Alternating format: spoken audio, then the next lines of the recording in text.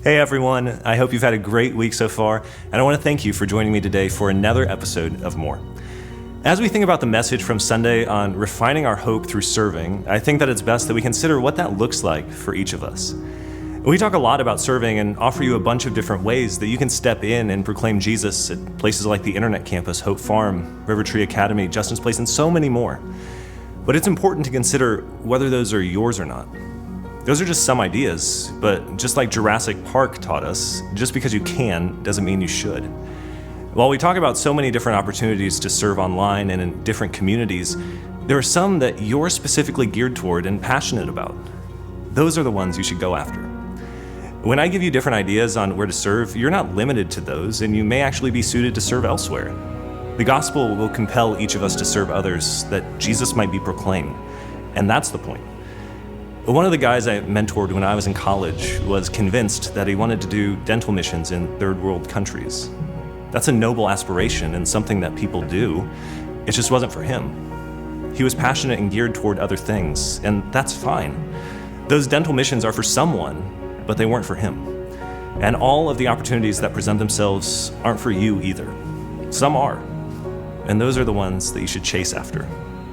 In the book Wild at Heart by John Eldredge, he says that so often we ask ourselves what the world needs and try to fill that gap just out of necessity. It's an open slot, so why don't I fill it? But he goes on to say that question isn't what we should be asking. The real question is, what makes me come alive? That's how you're wired, and those opportunities, the things that awaken something in you, those are the ones you should be pursuing.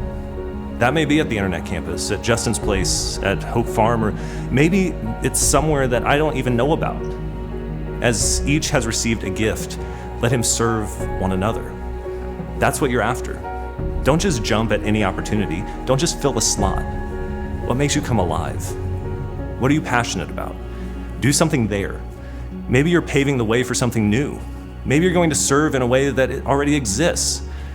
I just want you to hear from me today that you should lean into your passions and what excites you. Any opening that presents itself doesn't mean you have to fill it. Know what you're about. Know something about what the gospel is doing in you and chase it with all that is in you. I'll be better for it, and the world will be better as well. Do something, serve, but the Spirit of God working in you will take you further than just filling a slot, just doing it because you should be serving. If the gospel compels you toward it, I believe greater things are ahead. Not only for you, but for the world you encounter. And that gives all of us more.